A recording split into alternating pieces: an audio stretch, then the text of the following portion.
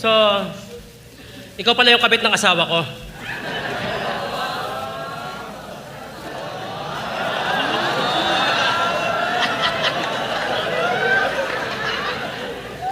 Ang pangit mo.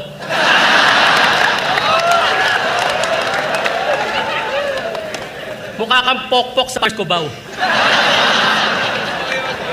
Yung nag-aabang ng laseng na bagong sahod.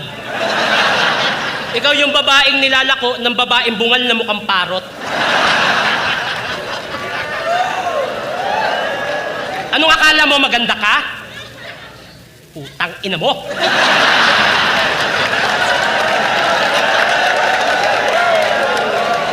Dahil sa mukha mo, kaya na-imbento ang putang ina mo. Lahat ng kabet, peste. Lalo ka ng putang ina mo.